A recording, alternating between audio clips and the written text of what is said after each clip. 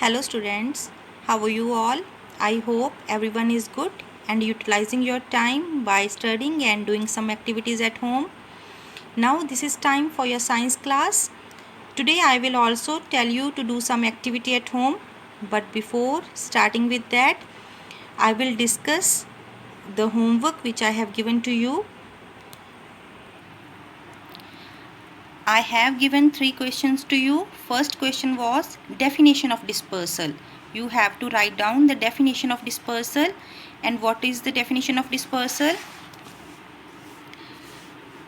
The process by which seeds are scattered away from the mother plant is called dispersal. This is the definition of dispersal which you have to write down in your notebook.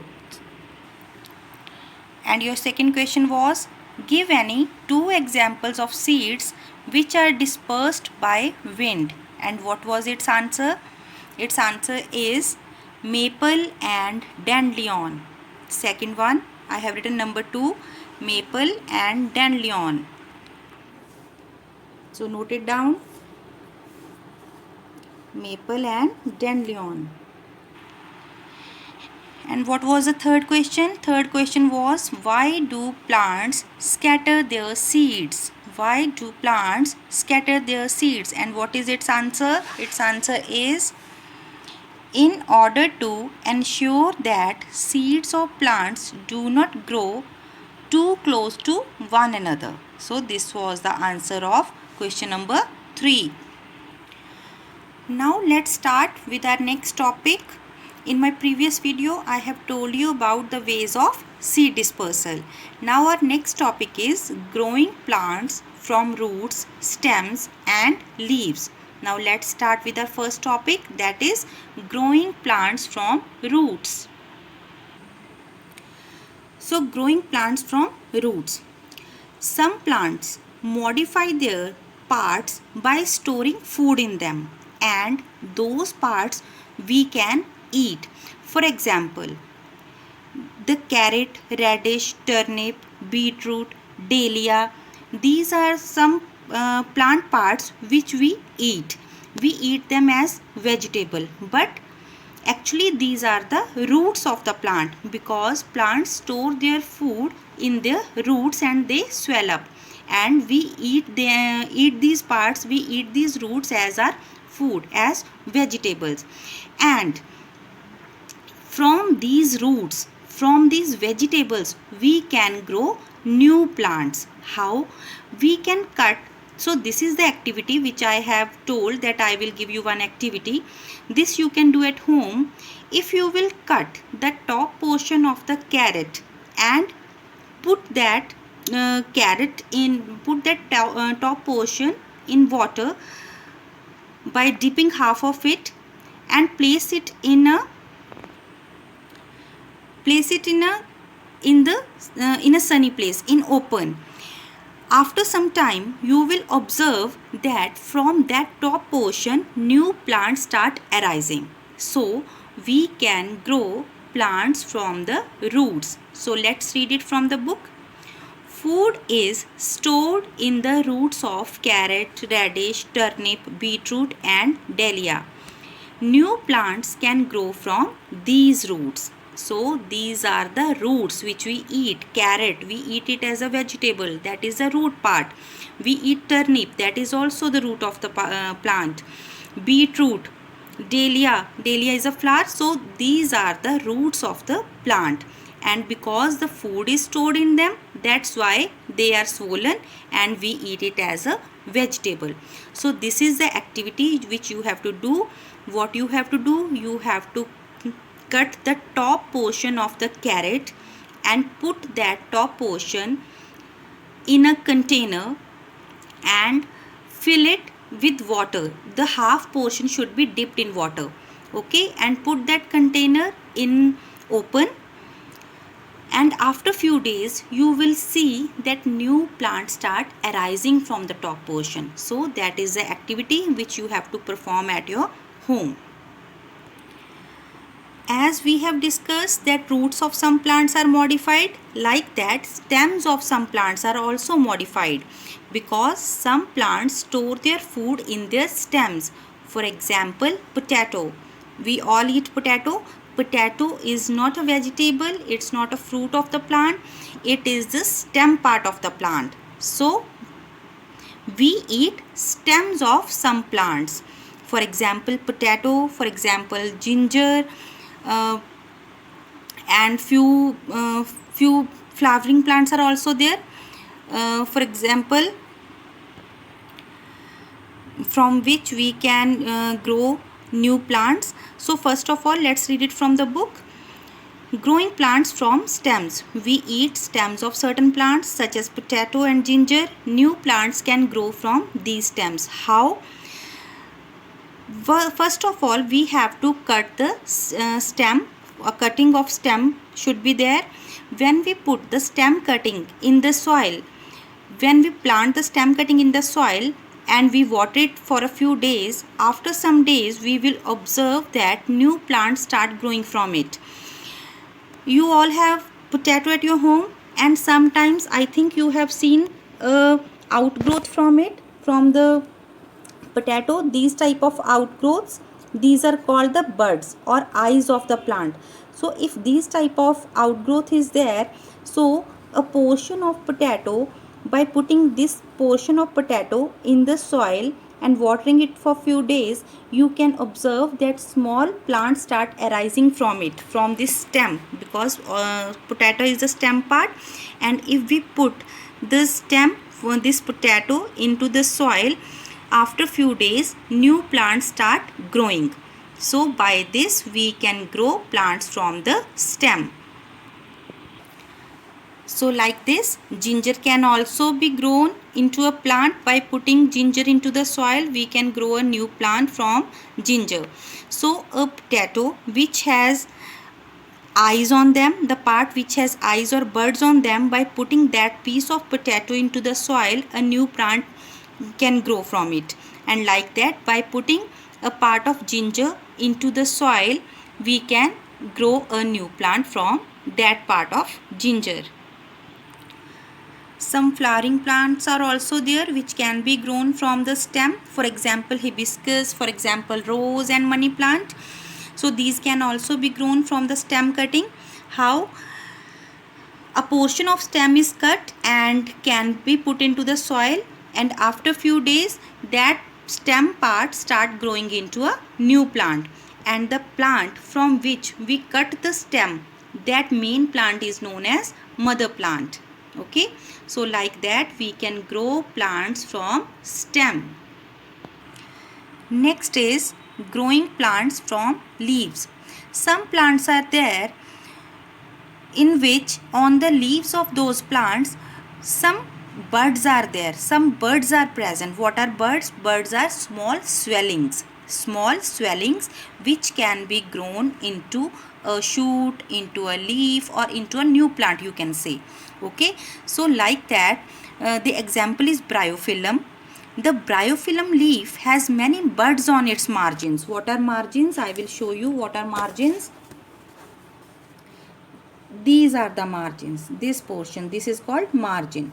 This whole is leaf. Okay, this is leaf, like this leaf, this is leaf, and this is the margin. These margin, and on its margin small swellings are there, small swelling, these are called buds. And when we put this leaf into the soil, it can grow as a new plant. Or sometimes what happens, when the leaves are shed and fall on the soil, fall on the land, it start growing on that place. Okay, because buds are present on it, and from these buds shoots or leaves can start arising. So new plants can be grown from leaves as well. So we have learnt that plants can be grown from seeds, from leaves, from roots, and from stem. Okay, let's read it from the book. The bryophyllum leaf has many buds on its margins. New plants arise from these buds when the buds falls on moist soil. When the leaf leaves are fallen on the land, these buds start growing as a new plant. You can see the diagram too. So that was it. That was the different ways how the plants grow. So let's start with the next topic, that is agriculture. In India, agriculture is the main profession of most of the population. People who do this practice, they are called farmers. So what is agriculture? When we grow plants on a very large scale, that practice is called agriculture. What is the definition? The practice of growing plants on a large scale for food or other purposes is called agriculture. And the plants which are grown in large quantities, which are grown on large scale, those plants are called crops. We grow these plants on a particular time during a particular season, and these plants are called crops. So definition of crop: plants that are grown in large quantities in a particular area or region during a particular season are called crops. Okay.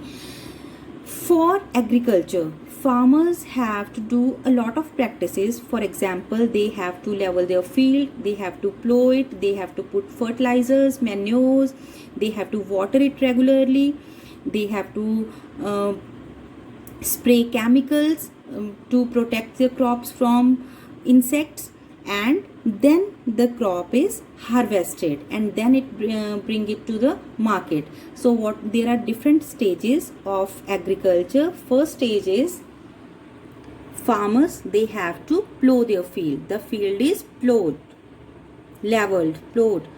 Then they put fertilizer and manure. What is manure and fertilizer? Manure and fertilizers, by putting these, the fertility of the soil is increased.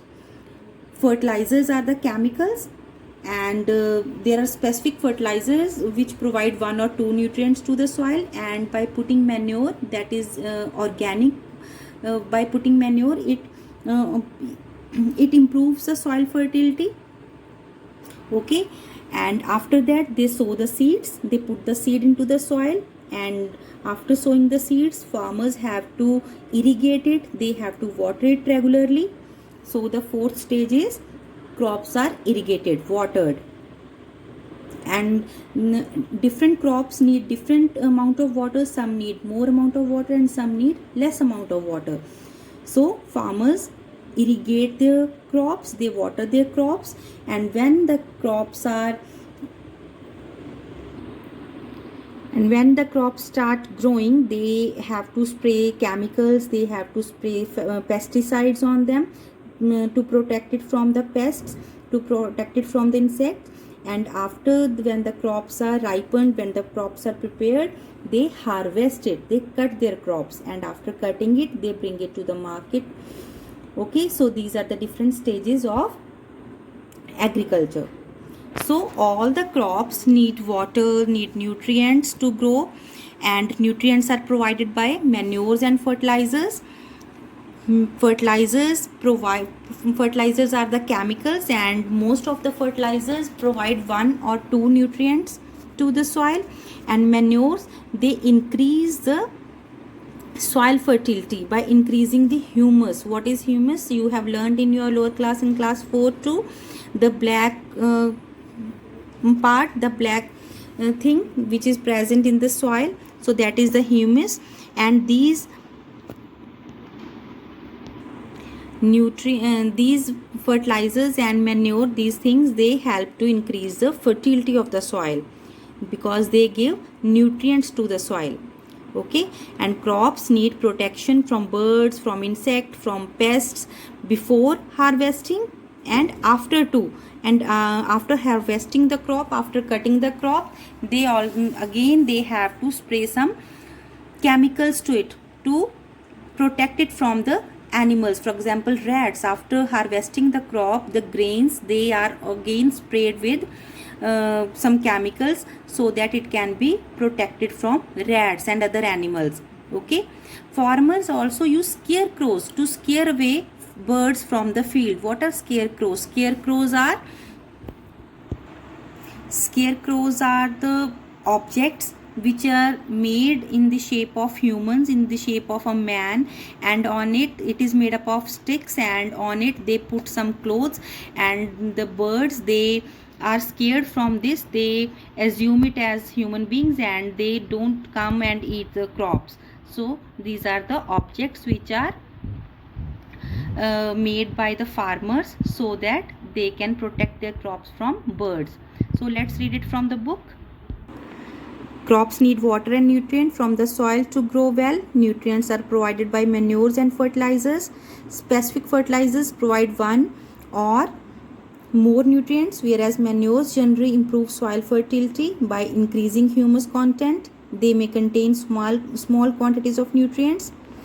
Crops need protection from birds, insects, rats and pests before and after harvesting. They are sprayed with pesticide to protect them from pests and harmful animals. Farmers also use scarecrows to scare away birds from fields where crops are grown. Agriculture in hilly areas is different. The farming in hilly areas is different than plains, because in hilly regions the land is not plain, so farmers have to cut the steps on the mountain side so that water lodging may not be there. What is water lodging? Means water collection, because in hilly regions rains are more, they face more rains, and due to more rains water is collected on the mountain side, and to protect it from water lodging so that the roots may not be destroyed by water, they cut the mountain side into steps, and this type of farming is known as step farming or terrace farming. Let's read it from the book. In hilly regions, people grow crops by cutting steps into the mountain side.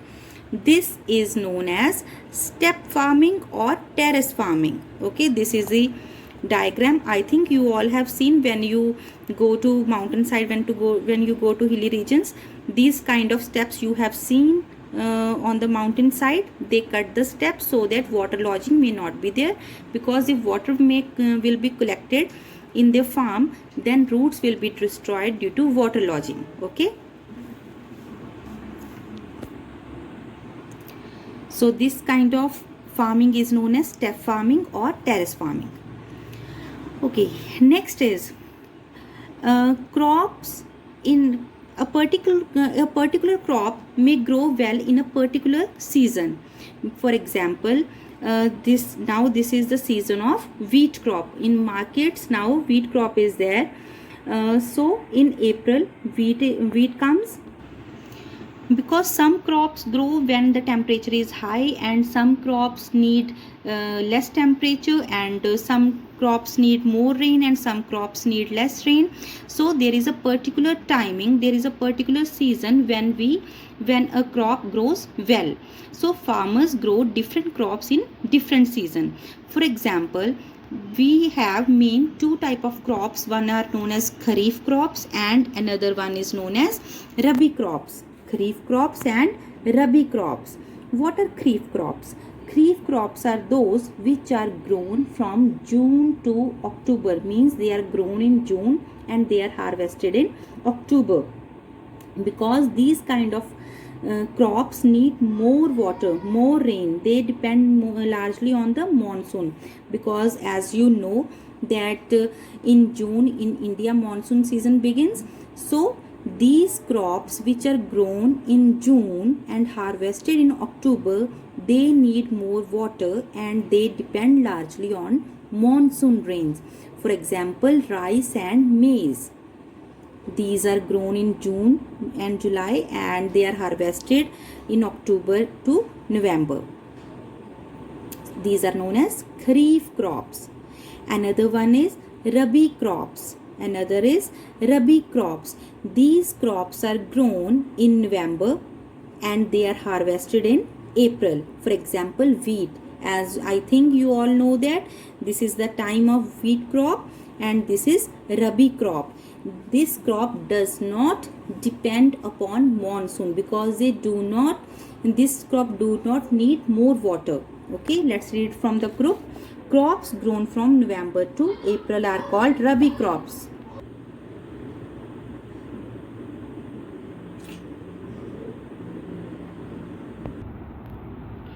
Now it's time for homework. Your homework is activity. Growing a plant from a root and a stem. For root you can take the carrot top, and for stem you can take a potato. So this is the activity which you have to do. So that is all for your homework. Till then, thank you and have a nice day.